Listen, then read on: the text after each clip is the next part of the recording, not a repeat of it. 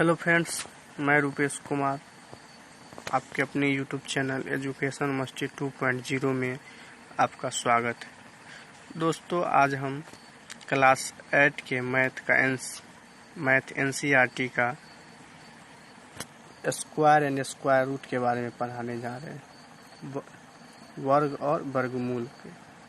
चलिए चालू करते हैं। देखिए,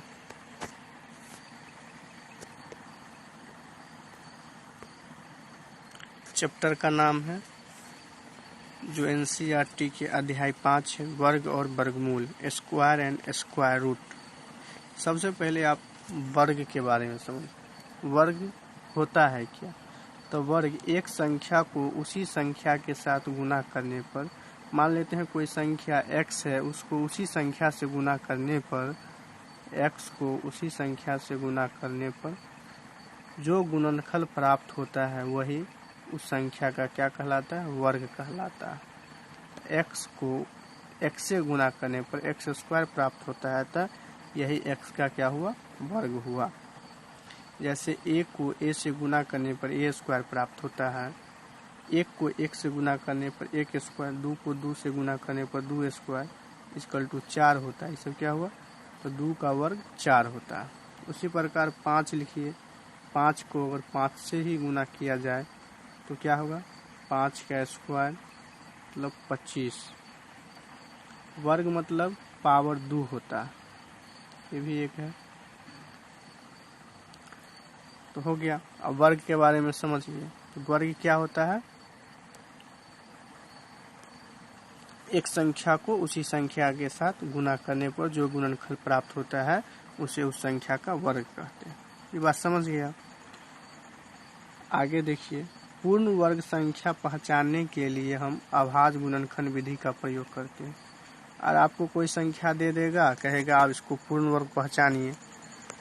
किसी भी संख्या का अभाज्य गुणनखंड किया जा सकता है, अर्थात ऐसी गुणनखंड जिन्हें और छोटे भागों में विभाजित नहीं किया जाता। अभाज्य गुणनखंड क्या होता है? आप किसी भी संख्या को अभाज्य गुणनखंड कर सकते हैं, है ना।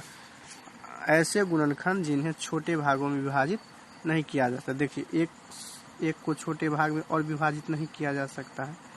तो आप किसी भी संख्या को अगर पता करना है पूर्ण संख्या है कि नहीं, तो आप उसको अभाज्य गुणनखंड विधि के प्रयोग द्वारा पता कर सकते हैं। जैसे देखिए, 12 है, 12 का आप निकालिएगा तो क्या होगा?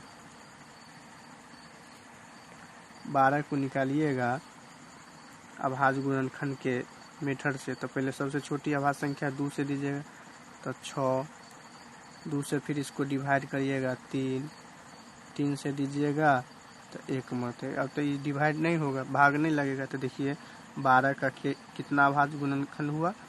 तो 2 हुआ, 2 हुआ और 3 हुआ। 2 तो जोड़ा लग जाता है, लेकिन एक जोड़ा नहीं लगता है। तो 12 क्या है? 12 का अभाज्य गुणनखंड 2 गुने 2 गुने 3 है। पूर्ण वर्ग है कि नहीं? तो 2 तो जोड़ा लगता है, लेकिन 3 का जोड़ा नहीं, इसलिए पूर्ण वर्ग नहीं है। चलिए आगे बढ़ते हैं। उसी प्रकार एक क्वेश्चन है, क्वेश्चन नंबर 1 है, 16 एवं 20 के अभाज्य गुणनखंड बताइए। तो आप सब बना लीजिएगा 16 और 20 के। इसका सिर्फ अभाज्य गुणनखंड बताना है। तो 16 का अभाज्य गुणनखंड क्या होगा? 16 का होगा 2, 8। 16 का आधा 8 हुआ, फिर 2 से देंगे तो 4 होगा, फिर 2 से देंगे तो 2 होगा, और फिर 2 से देंगे तो 1 होगा। तो देखिए, तो 16 का अभाज्य गुणनखंड कितना हुआ? 2 गुने 2 गुने 2 गुने 2, 4 गुने, यही 16 का अभाज्य गुणनखंड हुआ। तो आप 20 का निकाल लीजिएगा। आगे देखिए, अभाज्य गुणनखंड द्वारा पूर्ण वर्ग संख्या को पहचानिए। क्वेश्चन कहता है अभाज्य गुणनखंड विधि द्वारा पूर्ण वर्ग संख्या को पहचान करिए। जैसे देखिए 36 का कितना होता है? अभाज्य गुणनखंड करिएगा तो 36 का 2 से दीजिएगा तो 18, 2 से फिर दीजिएगा 9 मरतबे कटेगा। 3 से आप दीजिएगा 3 मरतबे कटेगा। 3 को 3 से देंगे तो 1 मरतबे। तो इसका अभाज्य गुणनखंड हुआ 36 का 2 गुने 2 गुने 3 गुने 3। अब कहता है पूर्ण वर्ग है कि नहीं। तो पूर्ण वर्ग ज्ञात करने के लिए हमको सबसे पहले इसको जोड़ा लगाना। तो देखिए 2 का 2 एक जोड़ा हुआ, 3 का 3 एक जोड़ा हुआ। तो जब जोड़ा लग जाता है तो क्या हो गया, इसका पूर्ण वर्ग संख्या है। उसी प्रकार 25 का निकाल लीजिएगा, 49 का, ये सब क्या हुआ, पूर्ण वर्ग संख्या है। आगे देखिए एक क्वेश्चन है, आप सब बनाइएगा। क्या 256 एक पूर्ण वर्ग संख्या है या अपूर्ण वर्ग संख्या। तो इसको आप बना लीजिएगा 256 का अभाज्य गुणनखंड विधि द्वारा। देखिए बता देते हैं।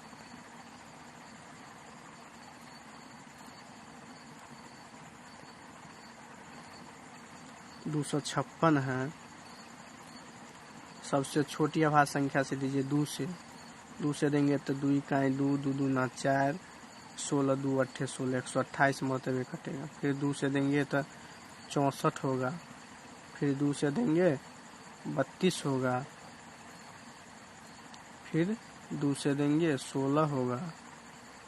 फिर 2 से देंगे 8 होगा। फिर 2 से देंगे 4 होगा। फिर 4 में दीजिएगा 2 से तो 2 होगा। फिर 2 को 2 से दीजिएगा 1 मरतबे कट के। तो देखिए कई गो हुआ 256 का। देखिए 1 जोड़ा लगा, 2 जोड़ा हुआ, 3 जोड़ा हुआ, 4 जोड़ा हुआ, मतलब 256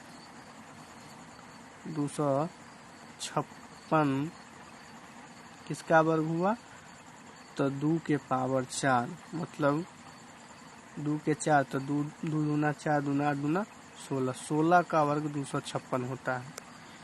निकाल लिए। इस प्रकार आप निकाल लीजिए अभाज्य गुणनखंड विधि द्वारा। चलिए आगे देखिए। नोट है, जिस संख्या का इकाई अंक 1 या 9 आता है, जिस संख्या का इकाई अंक 1 या 9 आता है, उस संख्या के वर्ग का इकाई अंक भी 1 ही होगा।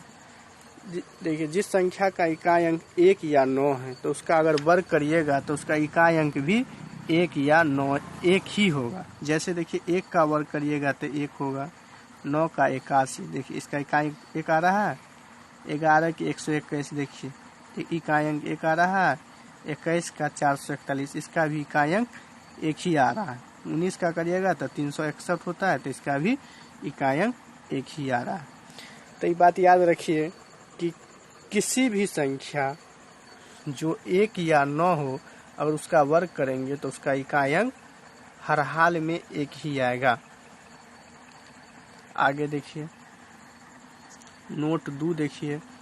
जिस संख्या का इकाई अंक 4 या 6 है, जिस संख्या का इकाई अंक 4 या 6 है, उस संख्या के वर्ग का इकाई अंक 6 होता है। ये भी याद रखिए। जैसे देखिए 4 एक संख्या है जिसका वर्ग 16, तो इसका इकाई अंक 6 आया। 6 का देखिए 36, इसका इकाई अंक 6। 14 देखिए 196, इसका इकाई अंक 6 आया। 16 है तो इसका इकाई अंक 6 ही है। तो एक बात समझ लीजिए, जिस संख्या का इकाई अंक 4 या 6 है, उस संख्या का वर्ग का इकाई अंक हर हाल में 6 ही होगा। चलिए आगे बढ़ते हैं। देखिए कुछ रोचक प्रतिरूप। निम्नलिखित 2 क्रमांगत संख्याओं के अंतर को देखिए। देखिए निम्नलिखित 2 क्रमांगत वर्ग संख्याओं के अंतर को देखिए। सबसे पहले देखिए, अगर 2 क्रमांगत वर्ग संख्या है उसका अंतर, तो 2 और 1 2 क्रमांगत संख्या है, इसका वर्गों का अंतर दे तो 2 का वर्ग 4 और 1 का वर्ग 1, तो 4 में से घटाइएगा 3। इसका एक शॉर्ट ट्रिक होता है कि इसका अगर क्रमांगत वर्ग संख्या का अंतर रहे, अगर वर्गों का अंतर दिया हुआ है तो डायरेक्ट उसको जोड़ दीजिए। 2 जोड़ 1 बराबर 3 आया।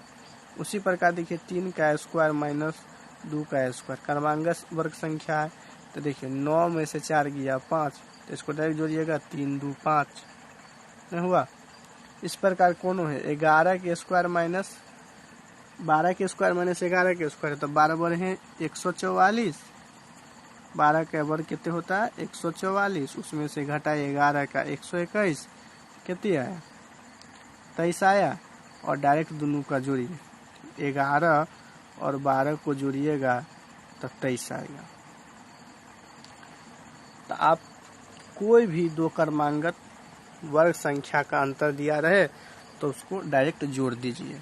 चलिए आगे बढ़ते हैं। आज हमारा वीडियो यहीं पर समाप्त होता है दोस्तों। ये वर्ग और वर्गमूल का पार्ट 1 था। अगला वीडियो में इसके आगे के बात बताएंगे। तब तक के लिए जय हिंद दोस्त, थैंक यू।